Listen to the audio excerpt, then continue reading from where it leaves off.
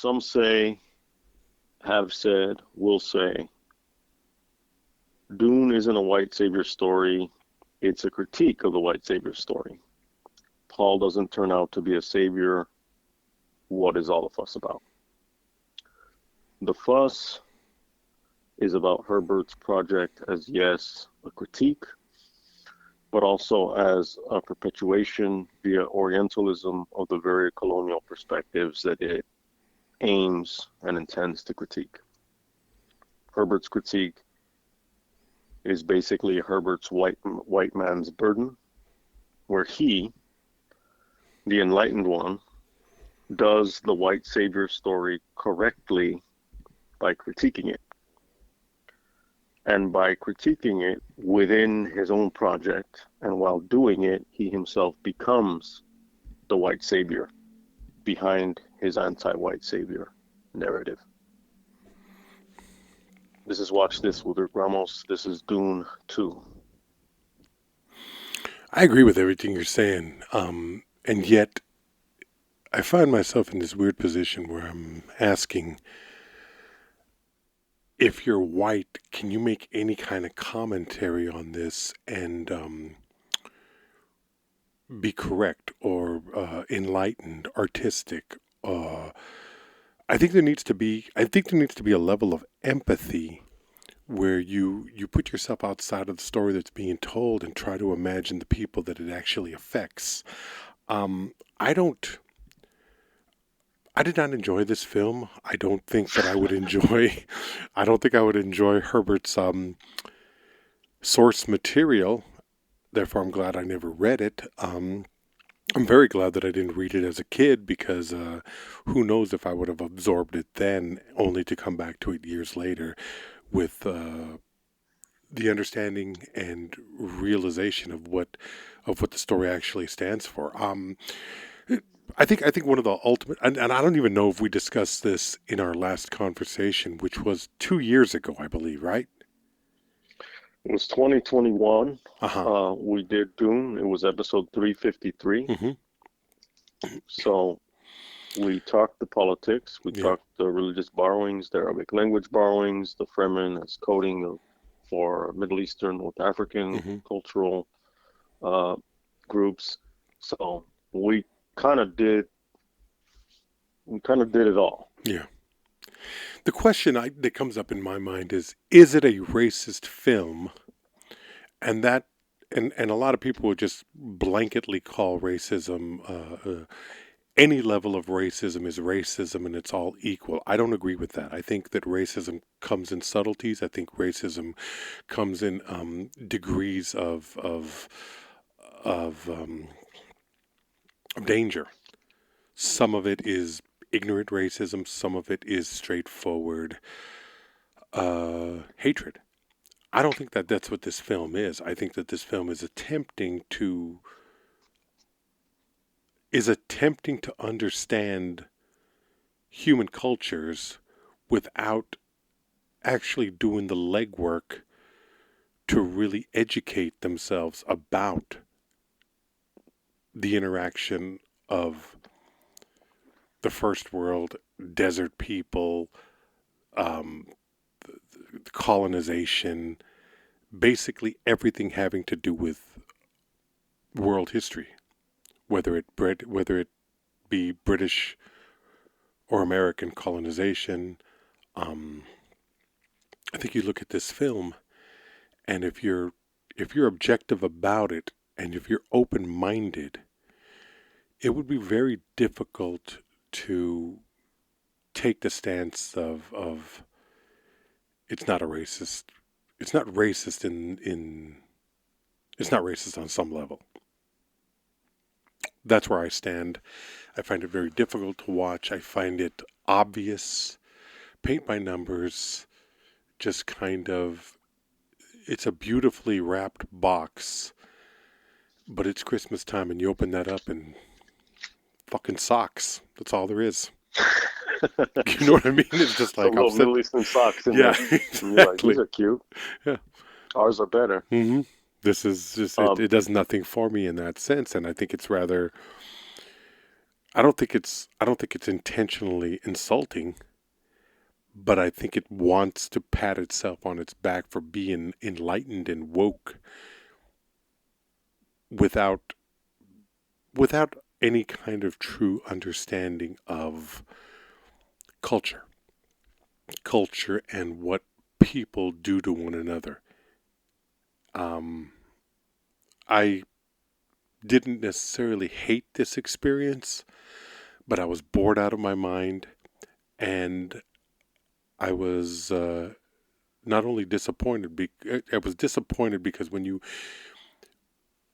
embrace a filmmaker, and a filmmaker who has done Blade Runner 2049, Arrival, and Sicario, you come to expect a better.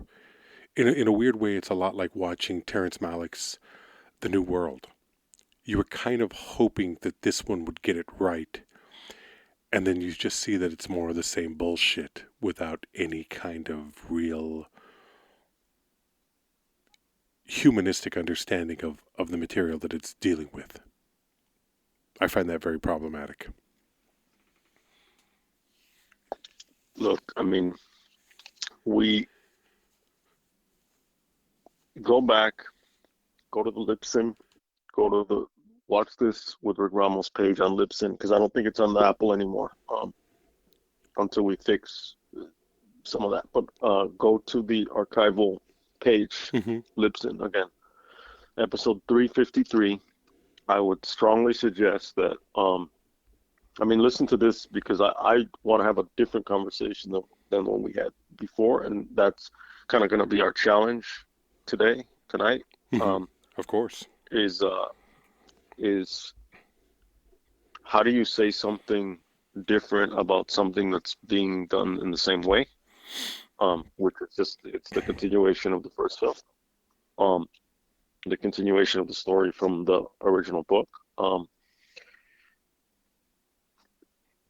So I primarily, personally, am going to focus more on the less on the politics and more on the story. Um, Mm-hmm. but the story does include those politics because you get to see the politics of empire and all that in the film, in the story, in Paul, the the protagonist's character arc.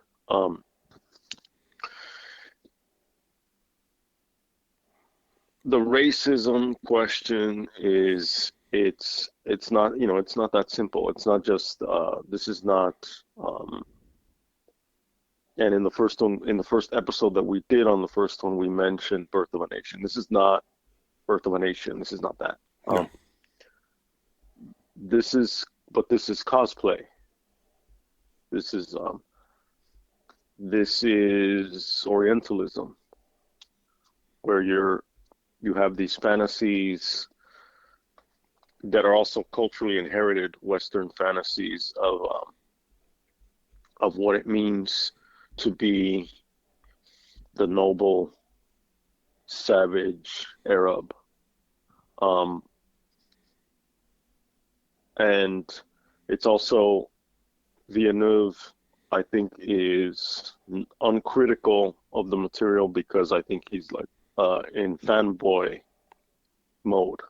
Um, and obviously, like if you're gonna take a project of this magnitude, um, to a certain extent, you better fucking be fanboy because like you're gonna have to deal with this in the same way that the Game of Thrones people were fanboys of that because they had to really take this vast world and also based on certain elements, based on War of the Roses, based on English history, based on other shit, with sprinklings of what deserve to be critiques of white saviorism in that as well. Um, but there is, you can say, okay, yeah, there's you, as I said earlier, you better be fanboy about it. But at the same time, it's like, how is this going to be received? And I don't mean create for the purposes of your audience. I don't mean that. I mean like understand that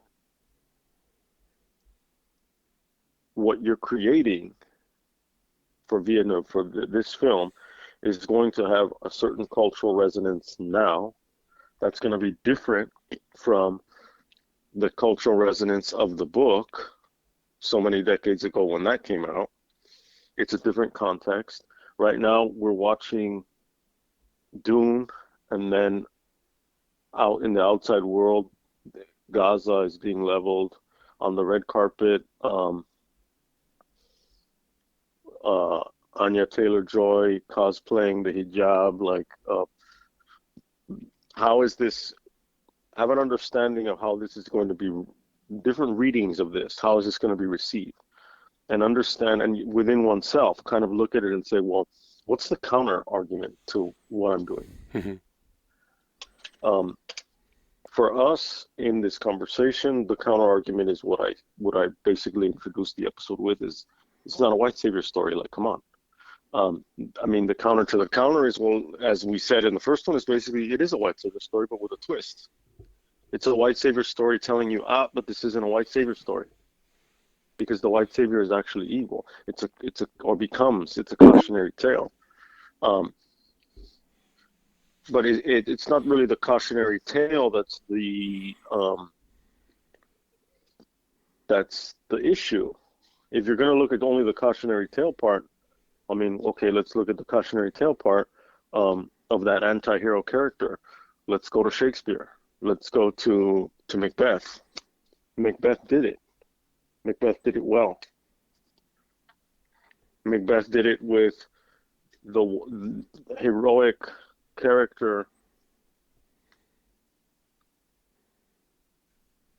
who is seduced by power.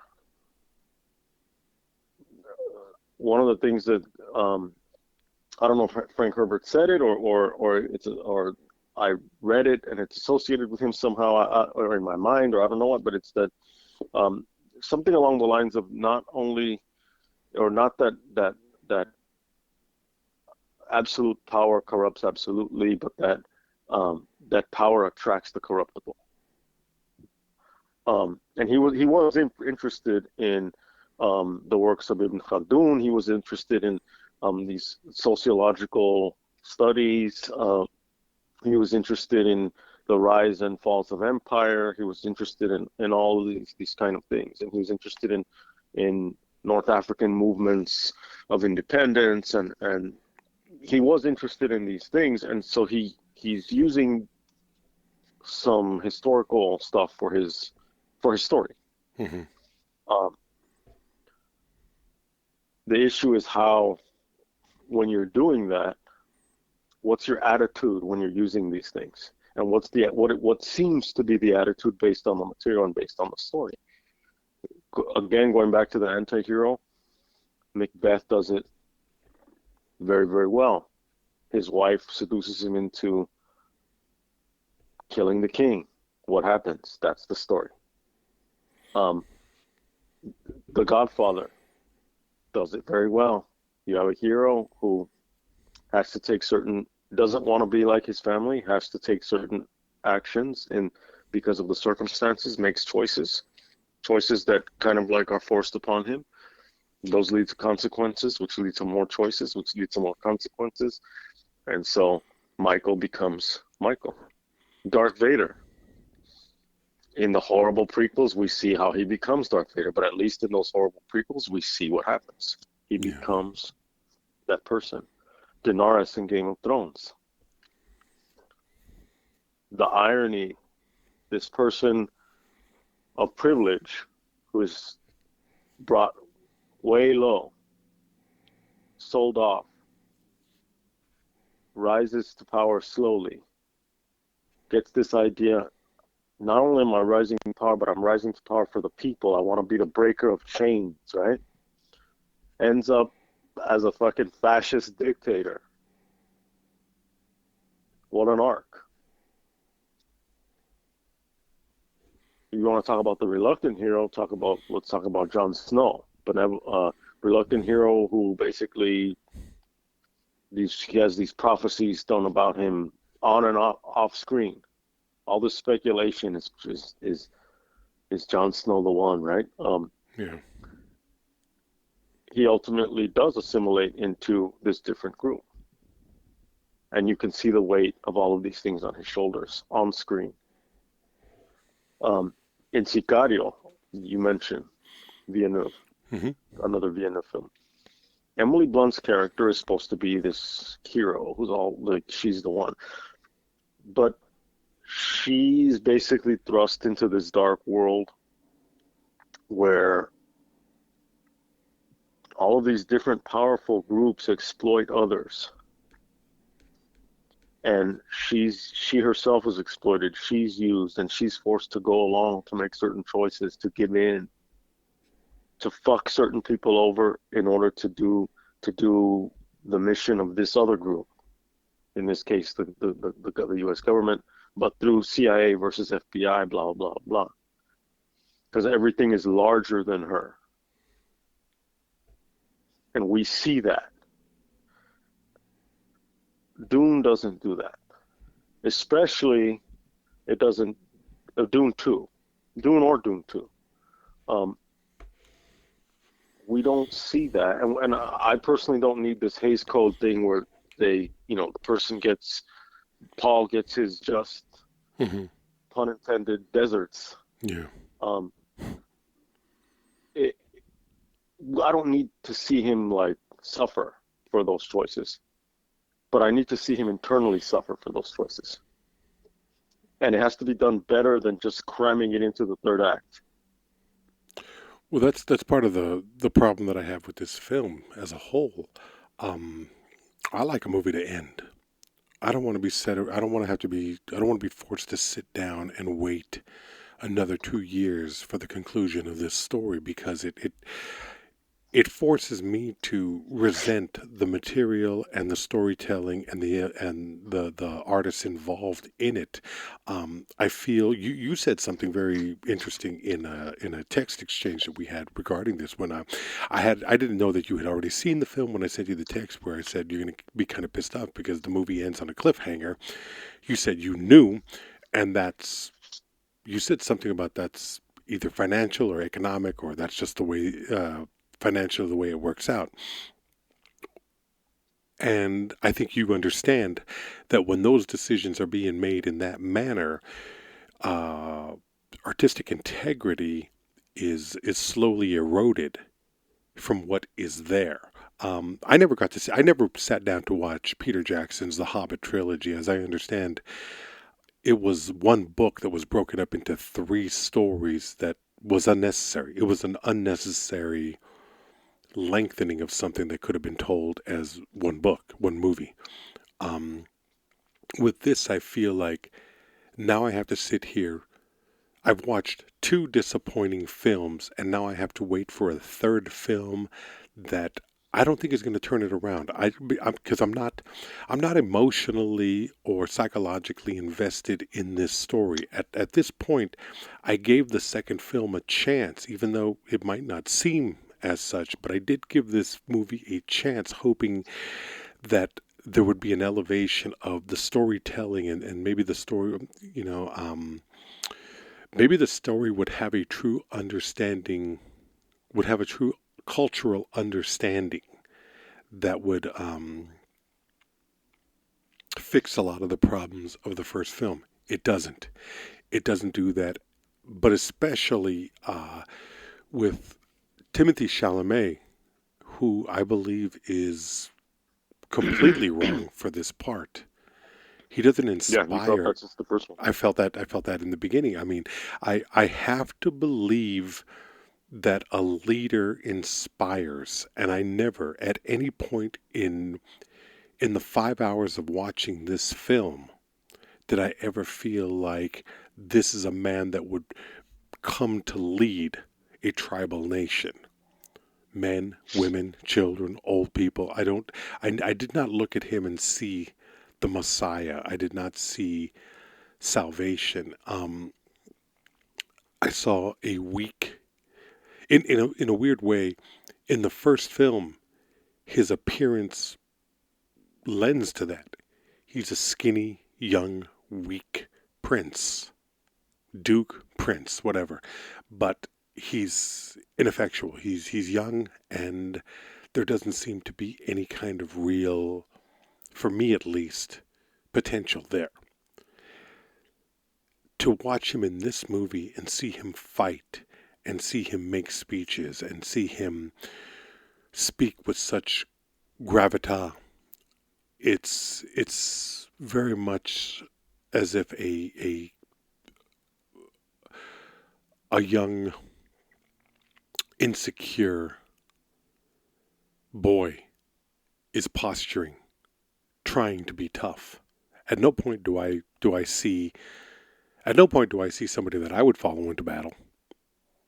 And I think that's an important thing. I mean, we're going to talk in a couple of weeks about a white savior film that does it correctly. I would follow Peter O'Toole. I would follow that character. And part of that is Omar Sharif lending the strength of his belief to the Lawrence myth. And here you have Javier Bardem doing the same thing. But I cannot, for the life of me, sign on to this journey. And I think that's a crippling, and I will readily acknowledge that you and me more, because I think I'm bothered by this film even more than you are. I might be wrong. You might be more. You might be equally bothered by this film.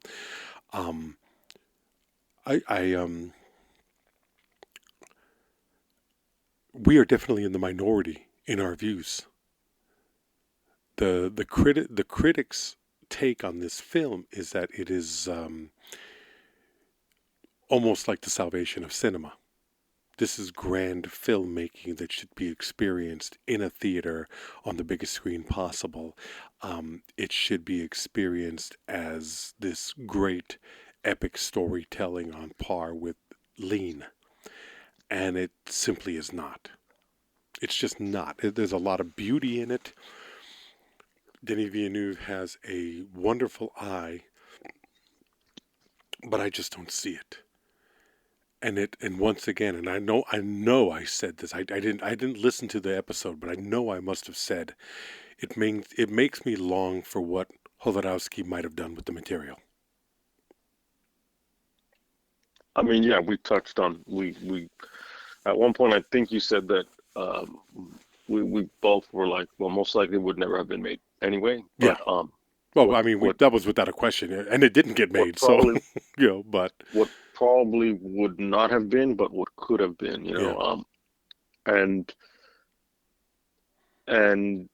remember, and I mentioned this in that other episode, is that Jodorowsky didn't read the book, which so I think would have he helped. was going to approach it. Yeah, he was going to approach it from a different, totally different perspective. Yeah. I think people are looking at this movie because they want a kind of continuity of the epic from the epics of old, from Cecil B. DeMille, if they remember that. At least from, as you're describing, from okay, David Lean's Lawrence of Arabia, which we will talk about soon. They want for there to be something on par with that.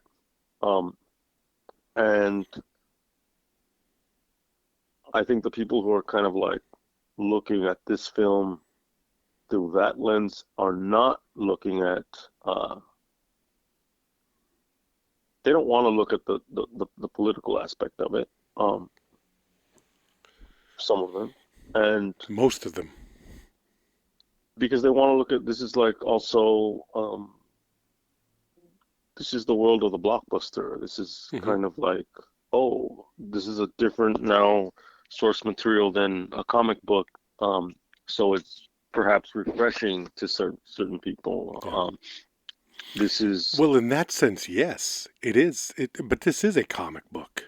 This is a fucking comic book. This lends itself. You can see this illustrated. You can see this it's but weightier it's not. material to a degree. Well, It's not a comic book because a comic book has its own, and at this point, I'm mhm. throwing Alan Moore's view at you. Is like, well, a comic book is its own fucking thing that has its own like format for Oh, for storytelling and its that, own yes. Well, I'm talking um about the direct adaptation of comic book material onto the screen. I mean, is this I is mean, this anytime you storyboard anything, it becomes a version of a comic book. there is that, but I'm talking about material. I mean, uh, science fiction and fantasy lends itself to comic book uh, a comic book analogy, the way that Taxi Driver wouldn't. Although Taxi Driver could be written as a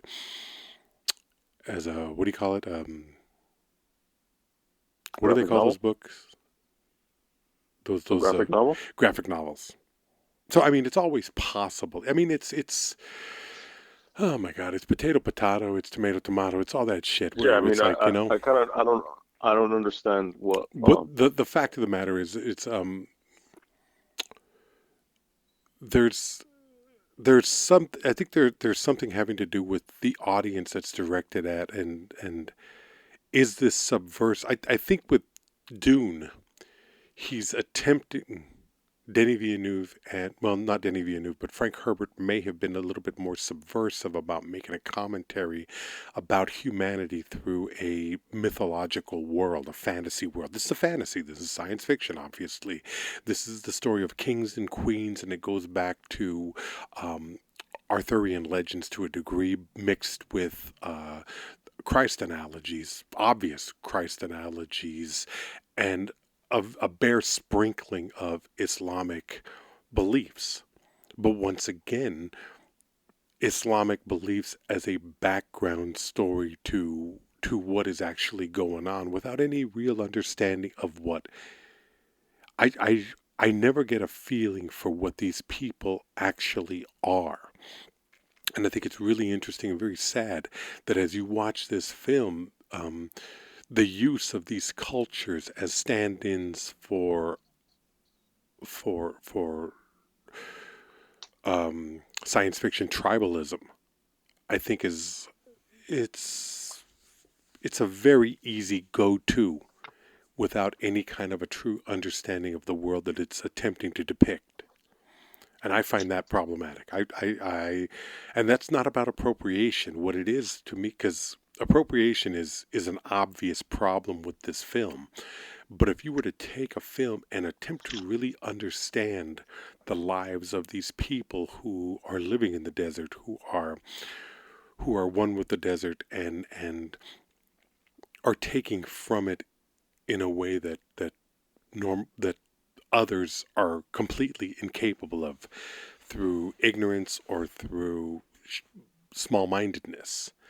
Um, this film doesn't really attempt. It creates a world without trying to understand the world that it's creating.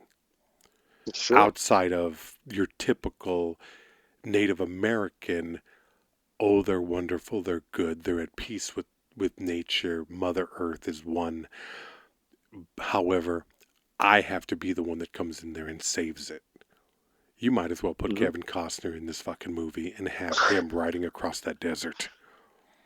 Well, I mean, that's the thing too, is that in all of its Middle Eastern, North African dress up, Yeah.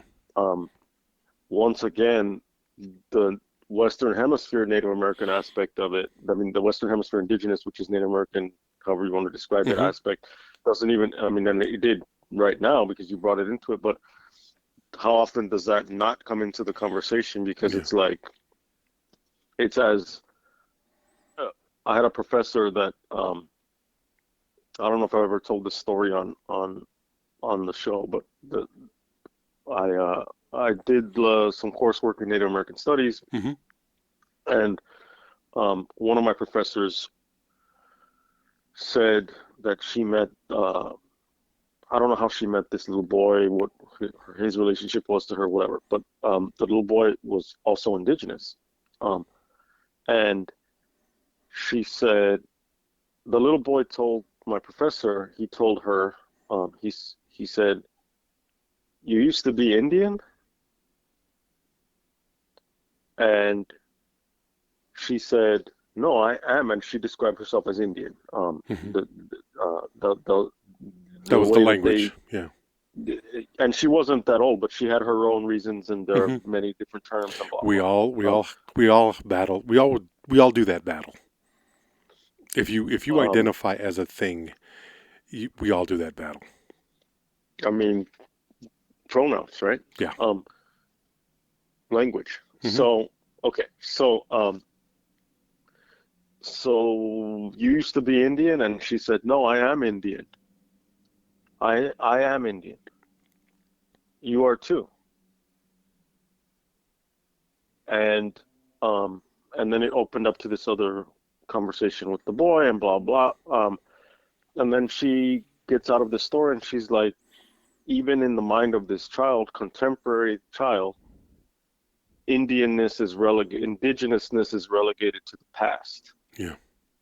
So that she describing herself says that I used to be Indian. So that even like time is colonial.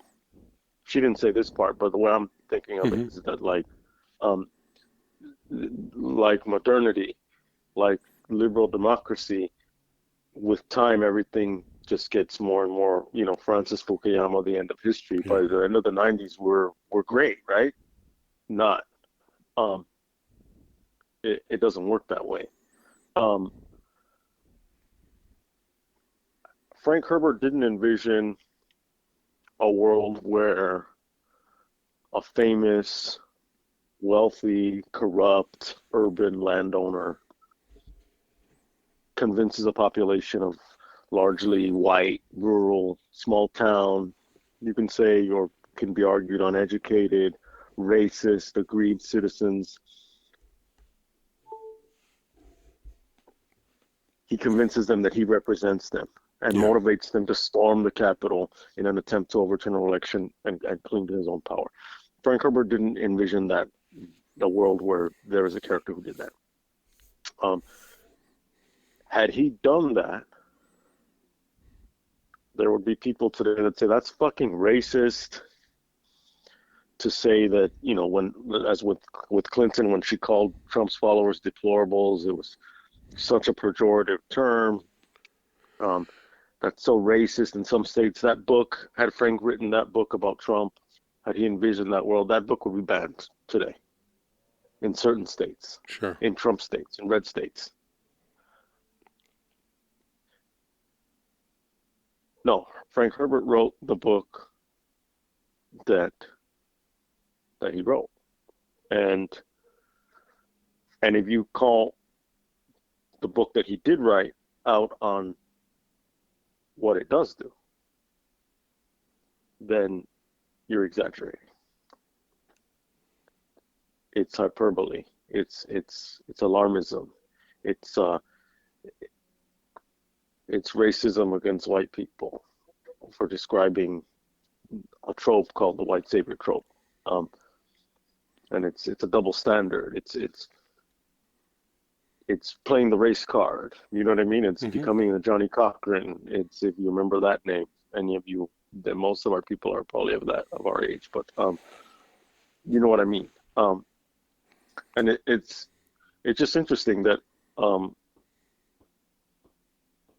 any critique of that uh, can open itself up to all playing the race card. Um, where it's like, yeah, it could be Kevin Costner riding across that desert, or Peter O'Toole, or fucking whoever was the actor from fucking Avatar, or or Hmm. any of these other stories, um, where it's like there is no nuance there. And for me, the interesting, the most interesting thing about seeing this film, Dune 2, um, what got me is the audience response, I because the find that audience, interesting. Yeah. You mentioned There that. was a there was an audible response in the audience at a certain point in the film. And what the people in the audience audibly reacted to was Paul's betrayal of the Chani character. He has this love interest, because of course he has to like get with the indigenous Hmm. strong woman, right? Um, and they didn't have the same reaction to Paul's betrayal of the Fremen as a whole. It was to her. So they laughed at Javier Bardem's fervent and sometimes comedic belief in Paul, and it's played to be funny, and that's whatever. Um, like it works to create those levels, and that makes it all the more tragic. Um, but they felt for the betrayal of the love aspect, and maybe they felt for Chani as the face of, as the representation of the Fremen people as a whole. But I got the sense that the audience wanted revenge. They really wanted. They were more aligned with Paul throughout the whole story, um, which I mean that's what's supposed to happen when you have a protagonist, right? So Yeah. my sense was that they wanted revenge against. They wanted him to have his revenge against the Emperor. They wanted him to survive the duel against his Harkonnen cousin. Um, and I'm throwing all these things out with the assumption that you already know the story, that you've already seen the film, that you've already blah blah The blah. thing that we always do, we don't talk about a movie without talking about the movie. It's Right. at this point, if you're listening to this movie, you should have seen the film.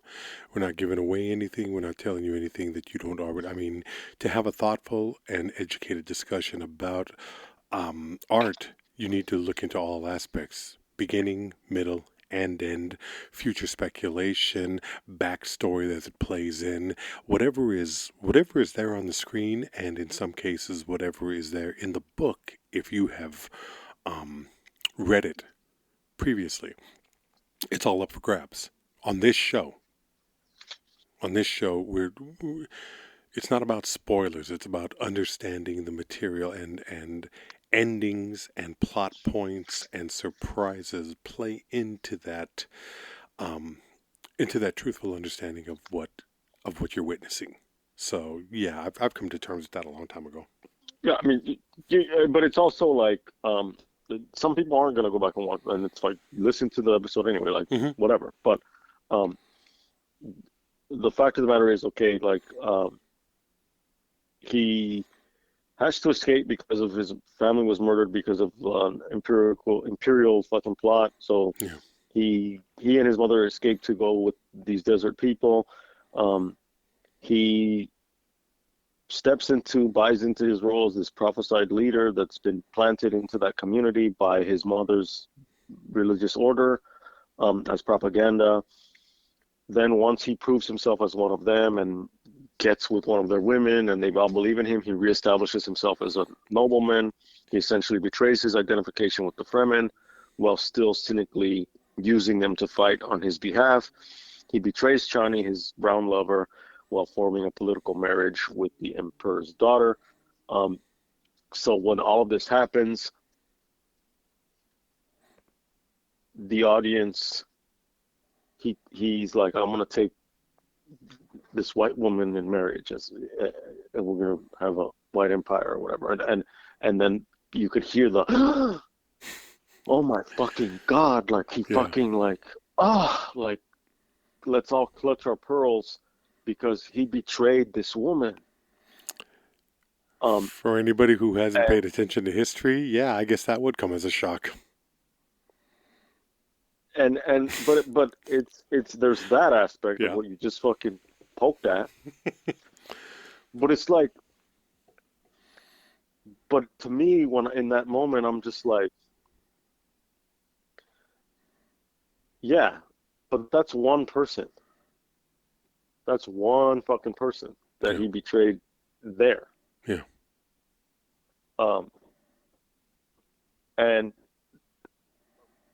if we try to go into the mind, heart, and soul of Chani the character, it's like she's not only fucking like right now fucking angry and feeling betrayed and feeling fucked up about his betrayal of her. It's bigger than her. Absolutely.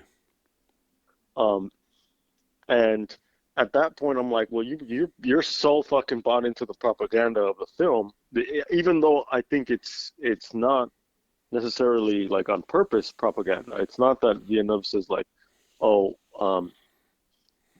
what I want to do is I want them to support Paul in such a way that the audience would follow him into battle too. Even though they may be a little bit like critical of the fact that he has to crack some eggs to make an omelet, and he has to fuck over his love interest. But at the same time, I want them to really like. I don't think that Villeneuve is looking at it that way. It's just kind of like, oh, this is the story. Yeah, he will always love her, but he has to do what he has to do, and this is the story. This is the character. If anything, the audience, I felt that they were critiquing him not for the wrong reason, but for incomplete ones. I felt like it was for personal matters of the heart. It wasn't for his use of the people that he claimed to be a part of as his personal army to carry out his will. Imperial expansion. Yeah, his imperial ambitions, his revenge-driven expansion of power. Had he taken... I think the audience would have been completely behind him had he maybe not taken two wives, because I think that's a little like probably too like bizarre for American audiences. Mm-hmm. In the book, it's like Shani's gonna be the mistress. She's the one he loves, but this other marriage is a purely political one. Mm-hmm. Had that been, and in the book, the mom kind of like, because the mother wasn't married to Paul's father. She was also a mistress. She was a concubine, which makes it sound even worse. Yeah, something about the word. But the thing is that, but that's like but they were like soulmates. Yeah.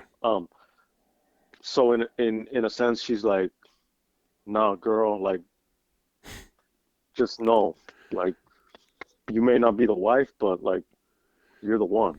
Like, you're the bad bitch. You're the bottom bitch. You're the bottom bitch. Like, like, girl, you don't like just. You're good. That's basically what what Paul's mom says, and of course, Paul's mom is a fucking bitch and a fucking villain, right? Yeah. And a liar. But had that been made clear, and had audiences, or at least the audience that I was in, had they been able to, and this would have been less dramatic, but had they been given that idea that it's not just lip service, that he actually does love her, Chani, and this is purely a political alliance,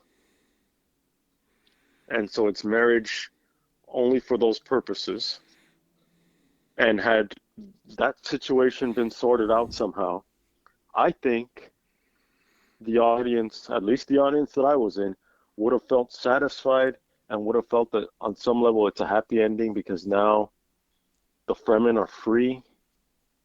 The evil emperor has kneeled before Paul. Yeah.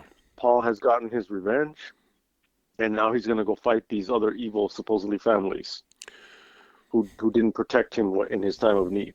I think the audience would have been like, oh, that's cool. Like, everything kind of like came to pass, and all right, cool. And now Javier Bardem's like excited, and they're going to go fucking like fight. Like, that's amazing. And I'm like, in this hypothetical, scenario, I'm sitting there going like, are you fucking crazy? How is this an anti-savior story if you're buying into this? You know what I mean? Obviously, the scenario is hypothetical, but to me, the reaction, I didn't get a sense of, oh my God, what a prick, he fucking betrayed these people. It's like, oh, what an asshole, he betrayed his chick. Yeah. Well, I mean, that's I can see all that, and I'm sad to say that I didn't care. That's the problem. It's like, as I was watching this film, I was not The emotionally invested. I was watching the the film, I thing was is, watching it unfold, but I couldn't. Uh, uh, the the story is so problematic and so uh, uh, is so distant.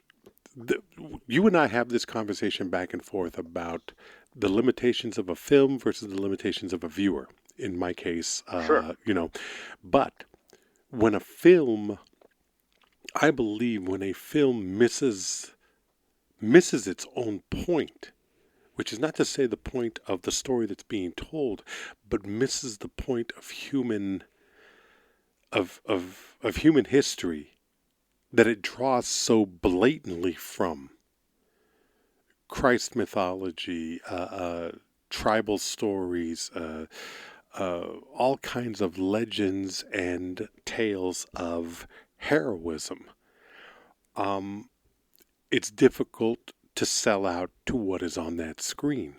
I know what you're saying is correct, and I know that I should have cared. But what are But you saying that you didn't care about? there's a certain point where I watch the film and I think to myself, is any of this. I can look at history and I can see how easy it is to follow somebody and how, I mean, somebody, people say it all the time where it's like, I look back at Germany in the 30s and I wonder Hmm. how could Hitler have taken power? Sure. And then you look at the United Great States and movies. exactly, yeah, well, that's part of it. If you look at the United States in 2016, you get an idea of the growth of that, of the building of that. In this film, partly because, if you're going to build an epic around a character, that character has to grab a hold of you. The character as written might be able to do that, but if you choose the wrong actor to portray it, you've just lost a certain segment of the audience. For me, just beyond the visuals of it, there's never a point where I really give a shit about what is going on, and I'm so I'm so annoyed and offended. Not offended as in my feelings are hurt. I'm talking about an artistic offensiveness where, oh, you're going to go with that level of obvious Nazi propaganda? They basically shoot Triumph of the Will at a certain. They basically mimic when they're on Harkonnen. Is that tribe? I think it's something Prime. I don't remember the name, but it's that's the Harkonnen The like the world Harkonnen, or yeah. whatever. I mean, That's yeah. it's built And to that was, I me. mean, those are cool sequences. They're cool But yeah, sequences, it's but it's too obvious for me. It's too on the money. Where it's like, nah, you haven't earned this. You haven't. You're you're making that common stereotypical argument of these are the Nazis. These are the sure. Nazis, and I'm kind of tired of that because it's lazy writing, and in this case, it's even lazier filmmaking. Although it is incredibly well done, this is the Right. problem that I have with the film. $190 million spent to create something that at the end is hollow. It's beautiful to look at. It's exciting in certain moments, and yet I never feel like um, there is a personal investment in the story. And I've watched films where there's the hero's journey where you sit there and you are involved. You do give of yourself to the story that's being told. Lawrence of Arabia being one of them. And we're going to talk about how that is a white savior film that gets it right in to that degree. This doesn't do that. The third, the last thing that I have a problem with is that we're watching an unfinished film. The first film, this film, and now a possible third film. It's unfinished. There has to be a third film. There has to, well, now there has to be. With the amount of money that this thing is bringing in, there's going to be a third film, no doubt. But the Yeah, I'm problem sure this is, is. what's that? Hmm? No, I'm sure this is where Paul's arc is completed. To where Hmm. it's like, okay, this is now the rise and the fall. But The that's what problem makes is, this, and that's what makes this, and that's what makes this faulted and incomplete. It makes it problematic because you don't know how this story is going to play out, but it's not an adequate end story within its own story.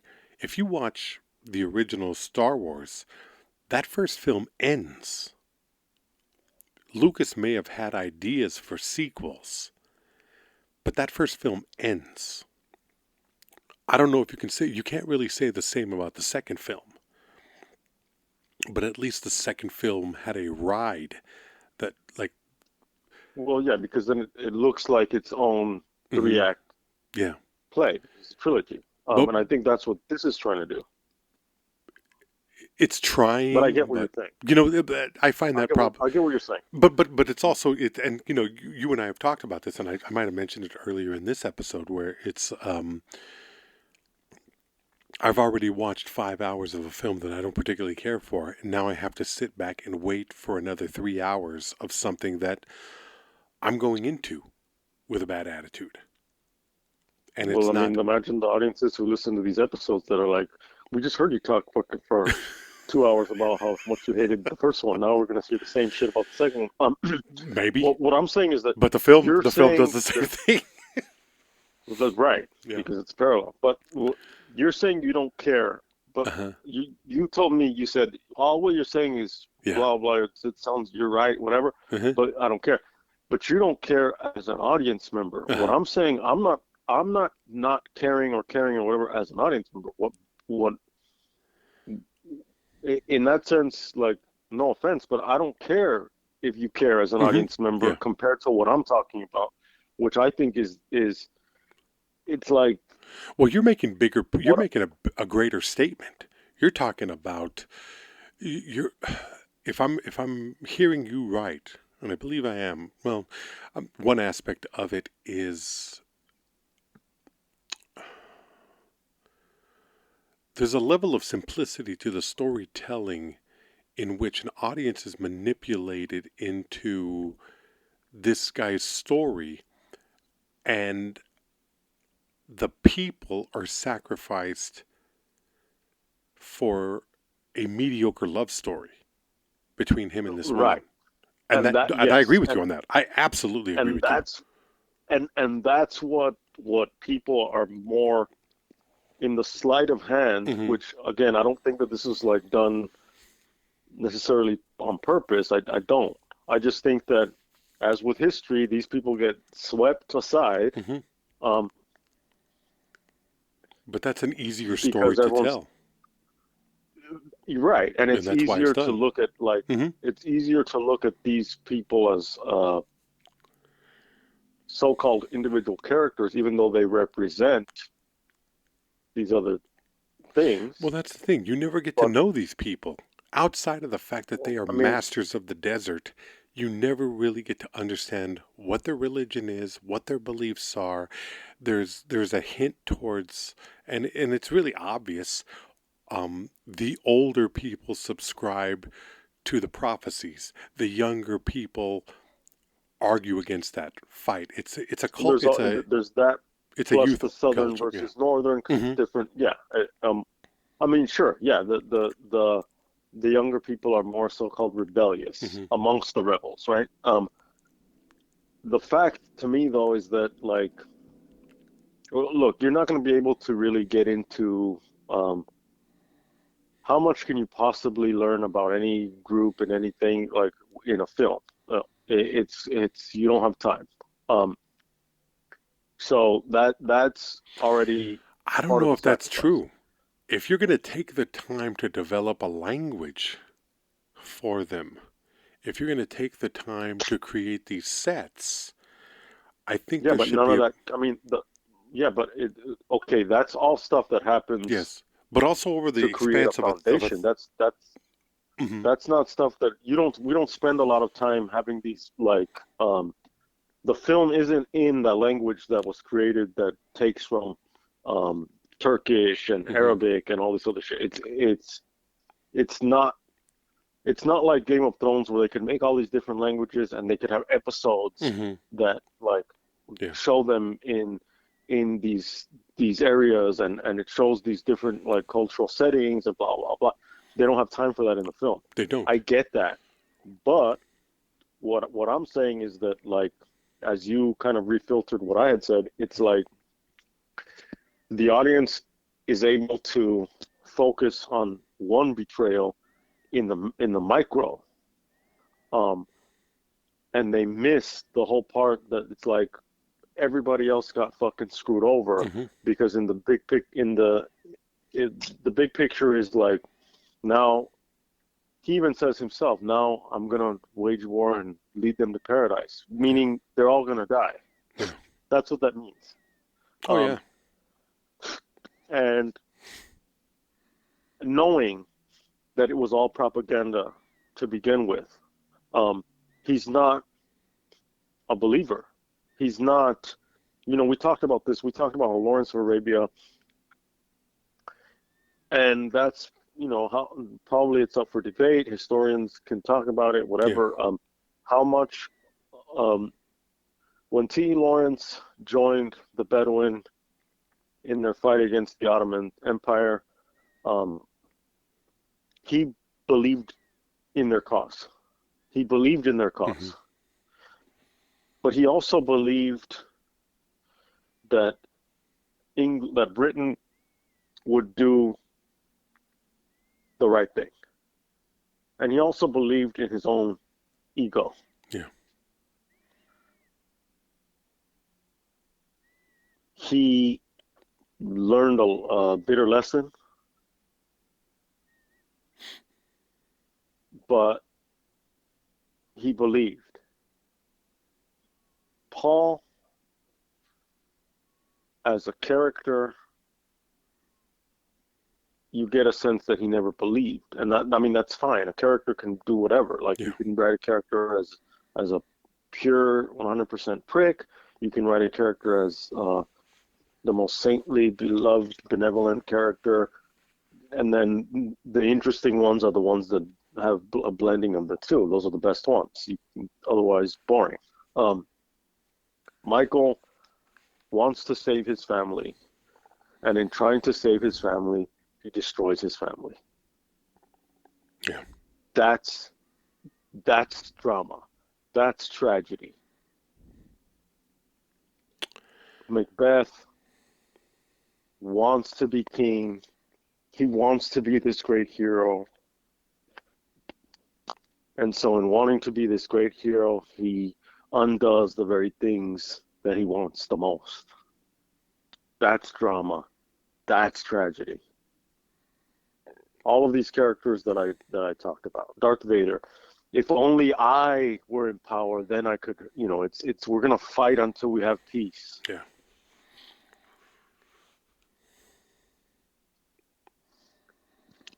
But I think there are moments there that could have been expanded on and would have made it a better film.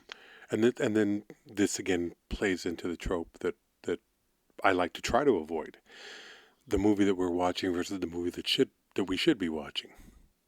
Yeah. Um, that's not fair to yourself. That's not fair to the film that's being made. But there is a point where I get the feeling that either Herbert or Villeneuve recognize that the Paul character knows he's not the Messiah. Yeah. I mean that comes out in the film. He knows he's not the Messiah. He knows he's not their Messiah. But I thought it would have been an interesting take because there is a point when you start to feel, or at least I start to feel, that he believes he is a Messiah, but not the one that they're wanting. There is a level of ego and I guess nihilism involved in wanting to lead, and I his mean, desire. his way I would call it cynicism. Well, yeah, yeah, but his actions are the direct result. They're the direct result of seeking revenge, of seeking Hmm. um, his his perceived justice against an emperor.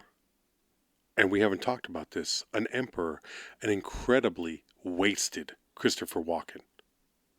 It made me sad to see Christopher Walken on screen given nothing to do. Mm. I don't know how you felt about that, but I was excited to see him, and then he was given nothing to do. I mean, Uh, there's a couple arguments that can be made for that. yeah. There's an argument and a counter argument. So Hmm. there's the argument that I could agree with you, and um, I could say, yeah. I mean, fucking, he's just that could have been anybody. Why did it have to be Christopher Yeah. Walken? Because there wasn't really much there. But the counter argument is like, well, a great actor doesn't have to have all this shit to do. A great actor will fill that, Hmm. um, because a performance doesn't necessarily mean the character has to wash dishes, and then they have to go and mop the floor, and then they have to have a speech, Of and they have to, course. um, it, it's, it's like, well, Toshiro Mifune could have just fucking sat there, and that would have been the emperor, and you Hmm. would have believed it. Yeah. And I'm not saying that fuck Christopher Walken because he should have done more or whatever. I'm just saying that, like, I think that's a good point, and I think the way you for this film for that moment, I think you're right because it's like it could have been anyone, but had it been someone else, would we still feel that? Had it been Marlon Brando, Hmm. I don't know that you would have made that point and said, "Oh, Marlon Brando got nothing to do," because you know goddamn well Marlon Brando would have fucking batted his eyelashes in such a way Hmm. that Would it have would have found worked. Marlon Brando would have found a fucking champagne bucket somewhere on that set. Exactly, You know what exactly, I mean? I mean, he would have. exactly, And I think and with not remembering his lines would have yeah. been more interesting than anything else. Yeah. But I also think that Christopher Walken is the level of actor that I mean I've never really been disappointed with a Christopher Walken performance. The films maybe, but never with a Christopher Walken performance. There's always a humanity to whatever Walken does on screen, and I got the sense that there was something struggling to get out in this performance in this small role. But I felt that because there was nothing there, it was stifled by Villeneuve. Mm. I'm I laying mean, I'm laying the blame right there on the director. let's run through the cast and continue that point. Hmm. Because okay, like, um, Walken, Yeah. I agree. I mean, had another one. Put Anthony Hopkins up there, Hmm. and I don't think you would have made that argument. No, probably not. I don't know. I mean, but no, Just vocally. I don't know. I don't know because the central argument is still there. It's not the actor. It's not the greatness of the actor. Brando, an old Yul Brynner, fucking anybody with gravitas. I think that the I think that whatever is on the screen is stifled by Denis Villeneuve's direction. Don't let them do anything. The beauty and the history of the actor will inform the film, not the performance, the film. And I think it was a bad choice. I think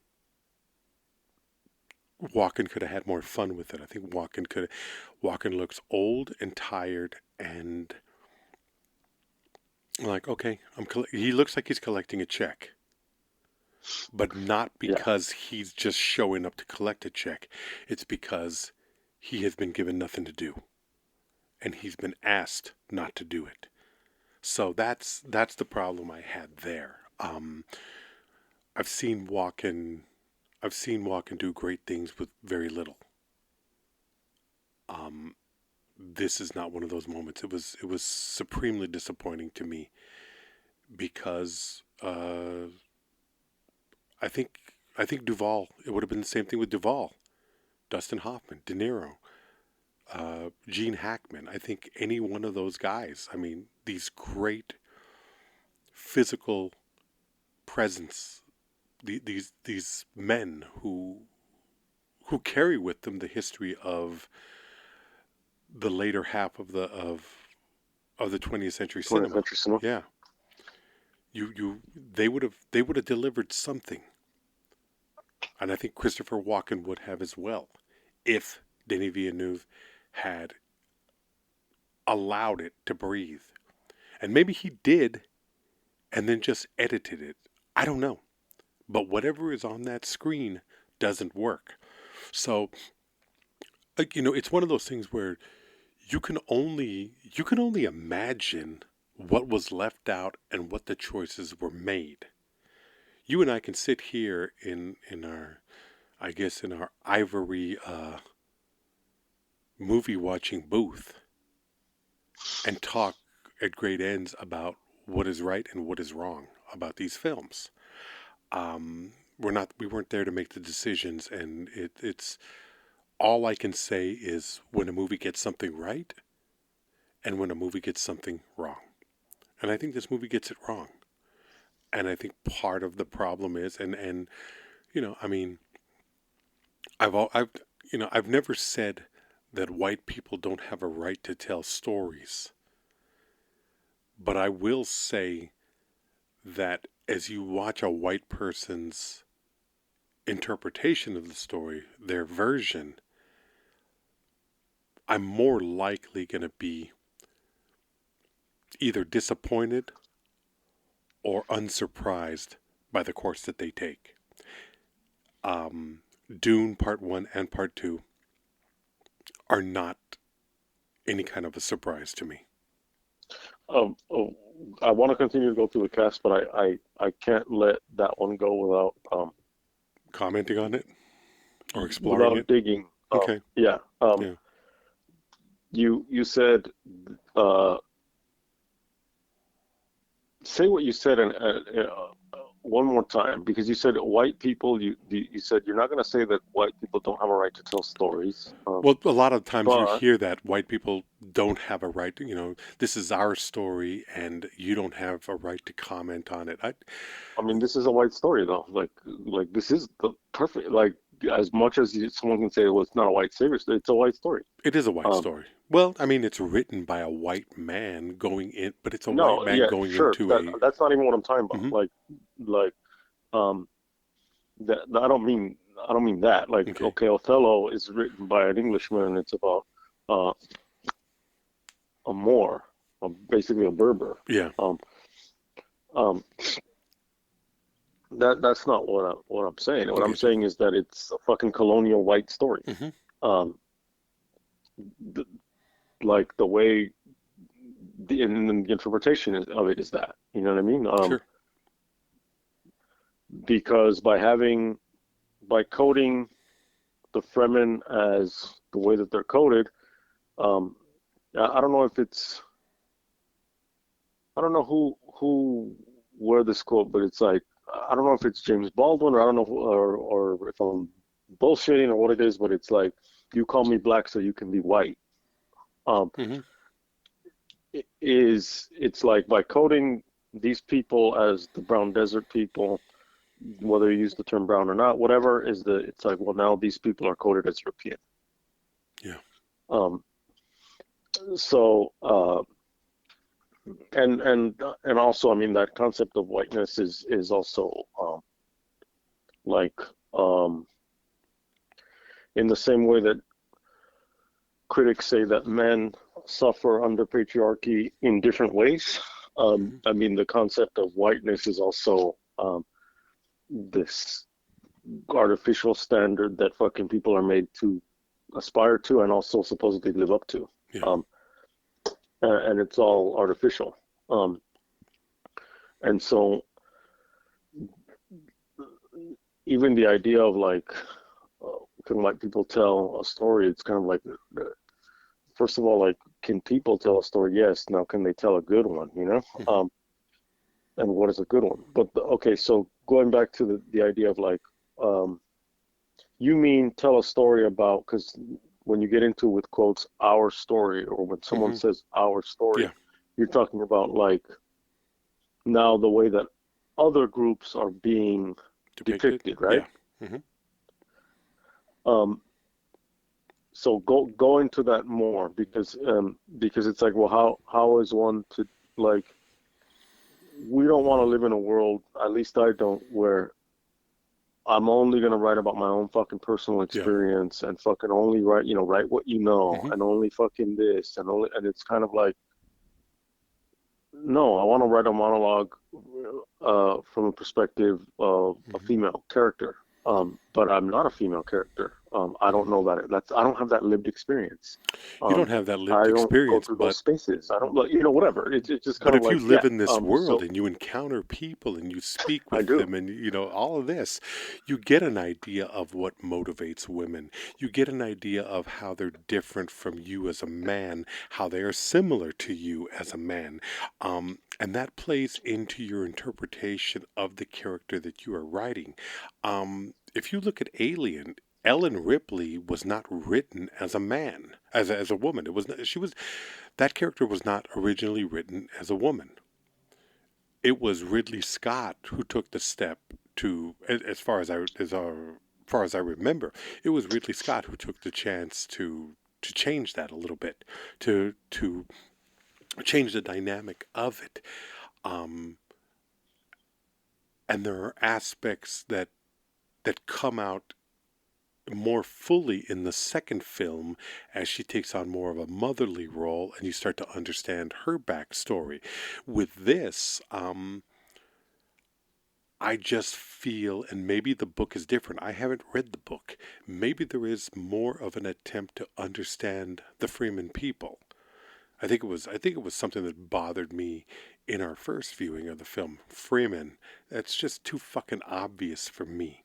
That's just way too fucking obvious for me to already you're annoying the fuck out of me, you know? Shit like that. It's Right. just like, come on, motherfucker. Try to get a little bit more creative than that. Try to make something that is a little bit more nuanced and reflective of the world that we live in, even if this is a space, the world that we live in transported to a different time and a different galaxy, whatever. I don't give a fuck. You're dealing with humanity here, and it needs to be seen on that screen. When I say that I don't think that films should be limited to the people to which they are about, I mean that. But what I also mean, I also take into account you as the writer have an obligation to get as much of it correct as possible. I don't feel like there is any understanding for tribal people in this film in the way they're being depicted. I mean, let's be honest. The Fremen are based on Middle Eastern tribal people. There is no real understanding of them outside of a few conversations between Zendaya's character and one of her girlfriends, and little fucking hen talk there. That's some obvious bullshit, as well as um, Javier Bardem's Stilgar, who is painted as this brave, wise character that is consumed by the prophecies. And then you have a bunch of other people just standing around. I mean, how can you not? Props. What's that? Yeah, props. I mean, how can you Props. not look at that scene where Paul walks into the cave surrounded by that people and not think of Muslims moving in a counterclockwise or clockwise circle around? I think back to The the Kaaba. Malcolm X scene where Hmm. he goes to Mecca to make his pilgrimage, and they're all there. And I mean, you can't you can't base your story on one element and then ignore every aspect of it without having a true understanding, without having an investigation, without having a development. And I understand that it's a movie, but if you're going to put the effort in to tell this story, to build these sets that so that attempt to be so honest to tribal and Middle Eastern cultures, and you're gonna have it mirror what we see, then Yeah. let us at least understand these people. Let us see who they are and why they believe this character is the Messiah that they've waited for. Now, granted, you're basing a lot of your storytelling on the audience's previous understanding of how the Messiah mythology works. For me, that's problematic because it doesn't give it. It makes the characters in it seem very ignorant, foolish, and Naive. Yeah. naive, Gullible. gullible. Yeah, and I think it's insulting in that manner. When if I you agree. just yeah, when if you were to actually go into them and talk to the council and let them talk and let them hear what they have to say, I think that's one of the things that Killers of the Flower Moon got. You did Okay, go into that's the, exactly what I was going to ask you. yeah. Yeah. I'm not making excuses for Scorsese. I mean, everybody knows I got a fucking hard on for Martin Scorsese and the films. They make more sense to me, but I think there is a, and that film is problematic for some of the same reasons. But I do genuinely feel that there is a greater attempt to understand the world it is depicting and the people that are being victimized by. I mean, you don't have in that film, you don't have a white savior. You have the bluntness of the crimes committed against the Osage people. Nobody comes in to save them, regardless of the creation of the FBI and how it's handled in court. It goes to shit.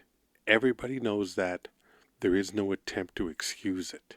In this film, and maybe I'm being a little bit too preemptive because, like I said, I haven't read these books. I don't know how this story ends.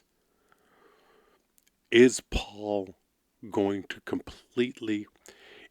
I wasn't sure if he was playing into his role, if he's going to try to redeem, or if they're going to make him out to be the evil bastard that he seems to be going towards right now.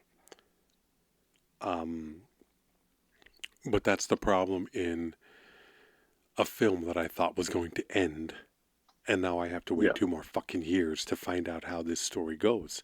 But as David Milch says, stories don't have stories truly don't have endings Right. because the world continues to move forward. If that were the Sure. case, we wouldn't still have the Empire in the acknowledged sequels to the original Star Wars. I mean, how many times do we have to hear this story? But then I mean, again, yeah. how many times do we have to hear it in life? So, The Bible ends on a fucking cliffhanger. Surely, if I remember correctly, the last verse of yeah. the book of Revelation is "Surely I am coming quickly." Hmm. Um, Yeah. so stay tuned. Um, it's uh, it's been a while, but I read the first one. Yeah. And if I remember correctly, that basically like these two films are have done the first book. Um, then it goes into um, I think Dune Messiah and all this Mhm. other stuff, and Yeah. and ultimately like there are attempts on Paul's life Yeah. because it's kind of like okay, yeah, now it's time to fucking assassinate this motherfucker. Yeah. He's gone wild, you know.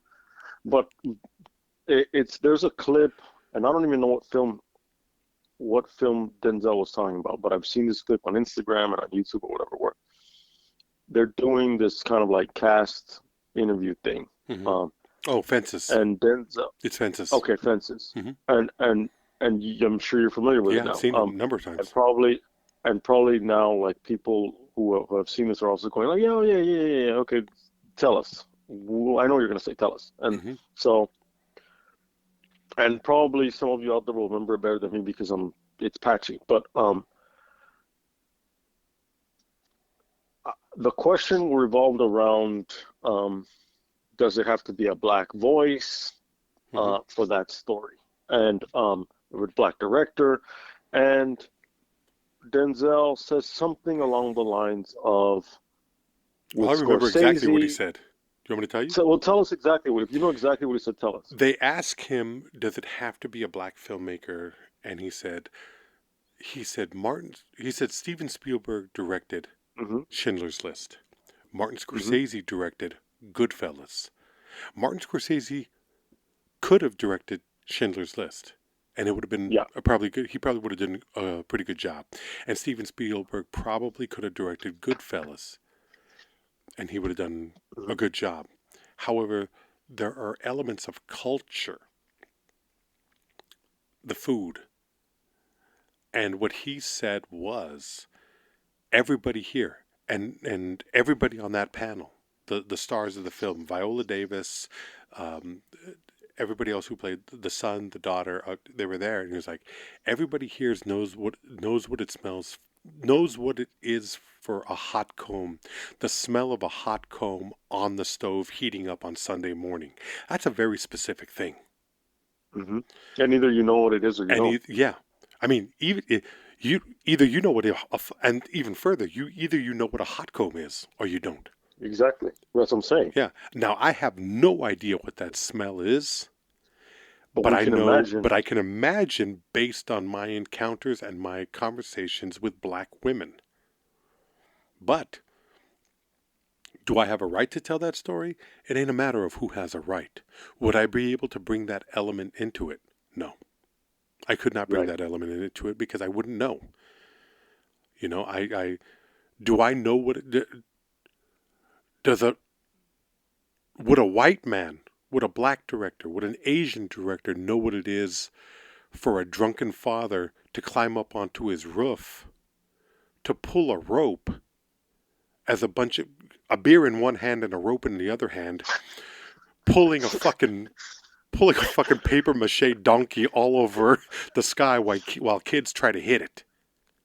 Right. And right now people are saying like, what kind of lynching is Yeah. this? Well, what And kind of there's candy in it. well, a lot of people would say, you know, I did this. I was at a birthday party, and they said, "Can you pull the piñata?" And I said, "Yeah, I guess." So I go up there and I do it like we do it. The kid takes a swing, you pull it. Hmm. And the kid missed. And the kid looked at me with such fucking anger. Oh, but you didn't blindfold them? We didn't blindfold him. They didn't blindfold him. But Okay. the You thing see, now is, we're getting into the intricacies of exactly, yeah, piñata practice. yeah. Um, But like, Sometimes they blindfold the kid, and mhm, sometimes they don't. I guess. yeah, when they're I've little, when seen they're it really mostly little, with they the don't.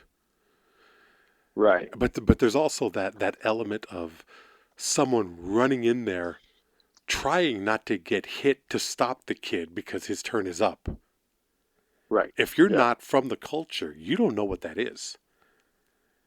And to see my Yeah. dad, Or if you're not like adjacent to it. Yeah. exactly, my dad on the roof with a beer in one hand after about 3 or 4 that he's already had in the hot Arizona sun, doing that. Um, Yeah. that's not something that white people they would look at that like, why is he doing that? Why would he do that? Yeah. And You it's know, also like, wait, what is this thing called? It's called a piñata. And exactly. then they're like, a what? A piñata. Oh. Oh, a pinata. Oh Yeah. yeah, you're gonna break it. Yeah, I mean that's the thing. I mean there are It's so what many, savages do on parties on Saturdays, you know? and now it's a doll with bad makeup and yellow hair and a blue suit with a red tie. I've seen Yeah, that's that. what You part know. of the invasion, what's been brought over across the border and these savage practices. Yeah. Um, right. I mean, Hmm. it's also like let's move on from child's parties and Denzel Washington to pornography. Like, Yeah. have you ever seen? like feminist pornography. I never have, but I'm It interested in where this doesn't is look going. like what we're used to. It looks like, and I mean there are different, and that's the thing. Like nothing Hmm. is monolithic, so it's like there are different versions of different things, obviously. Yeah. But I've seen, and it looks like normal people having sex, Yeah. and and normal people, and not like not normative, but normal people, Hmm. meaning like the bodies don't have to look the way they're expected to look in pornography. The relationships don't have to be easily put in like genre or this is straight, this is gay, this is this, this Hmm. is that. Um, it it's not from the male gaze. It's just it's an alternative to the imagery that we're used to Yeah. in terms of like standard fucking mainstream, let's be real, corporate fucking porn. Um, like that's what it is. It's fucking corporate fucking porn that is made to have the effect that it has on us. And because like if you grew up or have been exposed to corporate porn, um, it's gonna be maybe one of those things where it's like it looks boring or it's not flashy, it's Hmm. not vivid girls or whatever bullshit, right? But it does feel like it's a completely different take on it, and it looks that way, and it's a completely different worldview. Um, and it's like these are just people having sex, and you're just watching people have sex, and for the purposes of like getting aroused and etc. But it's a different thing, and so it's like from all types of different storytelling to include the story of and plot line of sexual activity. When you have stuff from a different um or even like fetishistic shit, if you look at like BDSM shit, that doesn't look like fucking corporate porn either, you know what I Yeah. mean? Yeah. That has its, and it has its own vibe, and it has its own, it's like this looks a little bit more Harkonnen-esque, um but it definitely has its own stamp. And so that's ultimately like what we're getting at, is that like this film and this story is from the white gaze. Yes. Um, and it doesn't have to be fucking made by a white director. You can have fucking black directors doing shit within the white gaze. I mean, standard fucking corporate bullshit like is often like imprinted with the white gaze, Hmm. to the detriment of all. Yes. Um, and so at this point, it's not even about don't misinterpret this as this anti-white bullshit, because it's not. I know it's very easy to It's to paint us that way, especially me, but that's not well what it is. It's never been that, ever. because it becomes like at one point like Irish people were not white. They were Hmm. Irish and not Catholic, which was even worse. Yeah. And some of them, obviously not all, because again, nothing is monolithic. But um, it's different forms of erasure. Whether on one form it means depicting a people through kind of like cinematic code without featuring those people in any lead roles. That's one critique. We haven't made that critique, but that's one critique that's Hmm. put up against this film and it's on part one, um, with the exception of one, the girlfriend or whatever, Yeah. um, in their tent talk, um, or it's erasure in terms of like we're going to have everything be assimilated in such a way that it becomes like Starbucksified to the point where now even, Starbucks, when you order a venti, that means 20 because it's 20 ounces, or a Trenta means 30, 30 ounces, but it's just turned into some corporate bullshit. Yeah. Versus a fucking some mom and pop coffee place that is of any whatever culture you want. Fucking take your pick, and to include fucking some fucking greasy spoon fucking diner in whatever fucking throw the dart at the U.S. map, and that has that specific culture that gets wiped out by corporate shit too. I guess what I'm trying to say, if I'm not making any sense, if I'm ranting as usual, is that like these things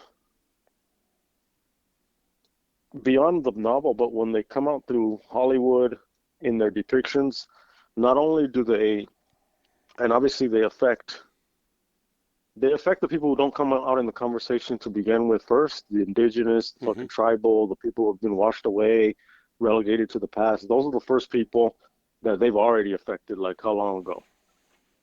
But eventually these types of, that kind of like tendency to make stories like this and to make those kind of like cultural washout colonial things, those things affect everyone, not only minorities, not only women, not only trans people or non-binary or whatever. That stuff leads to the destruction of everything in favor of only stories that are like itself. Yeah. And that's why this shit is not new.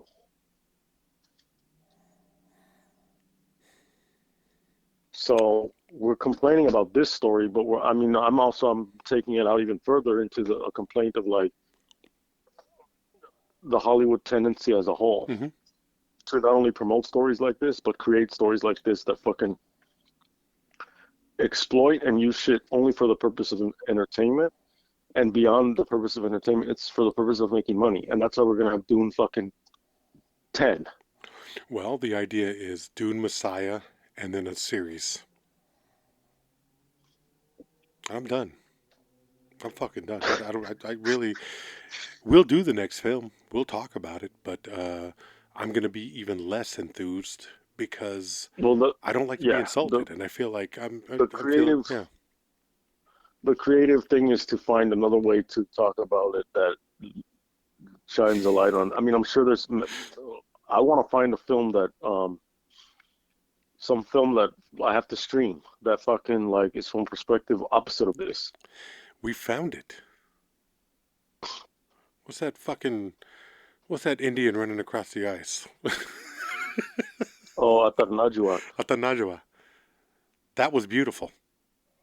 And you've known me long enough to know that filmmaking wise, I should have hated that film. On video, badly shot in some cases, but there was a story there, and it was an honest, truthful story about that world, showing me that world in a way that only somebody who came from it could tell that story. It was beautiful. I loved it. I loved every second of it. Once I realized that I was seeing something that was powerful. That movie, and anybody who watches it and watches Dune will say, you guys are fucking crazy. That movie doesn't even compare to the spectacle that is Dune. I'm not looking for spectacle. I'm looking for truth and honesty, and I'm looking for something that helps me understand the human experience better than I do right now. I want to learn something from the movies that I watch.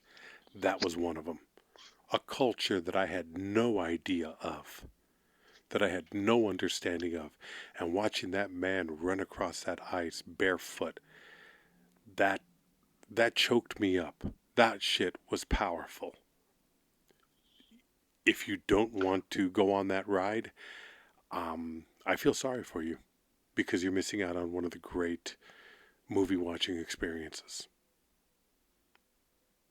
And those films, it's Atanarjuat, The Fast Runner. Yeah, It's from 2001. it was very insulting the way I introduced that, and I apologize for that. But it was. I mean, but you're also a fucking stand-up comic, Yeah, and you're an asshole. So I'm kind of an asshole in that respect. The the naked Indian running across the ice. and, Yeah, and you're white, so you're yeah, evil. Um, so it's as simple as that, yeah, because we think in black and white thinking. absolutely. But uh, yeah, these films, like films that can go so specific, and it's through the specificity that can, and this is like in some way cliche, that's what takes it out to like the the universality of it. Hmm. Um, Sometimes that's what it takes, is like to go so specific that you reach the universal through that, Yeah. rather than try to fucking go universal in order to fucking reach every single person. Um, that's that's a little bit harder to do. Um, It is harder to do, but it's the responsibility of the audience, each and every one of you that watch a movie, to take the chance to step outside of your own limited experience and understand somebody else's. Whether it be a personal story or a grander story, whether it be a different culture, whether it be I don't like to read subtitles. Shut the fuck up and try to understand the world that we live in, because it's not limited to your town, your city, your state, your region, whatever. Get over your own fucking limited ideas of what the species is. There's a fucking world out there. And I know this is coming from somebody who doesn't travel, speaking to somebody who travels the world. You have to try to understand that there is something more than what you know. If all you are willing to embrace is what you already know, you're never going to grow as a human being. And that's why something you're gonna like stay in this the doesn't algorithm. work. Yeah, yeah.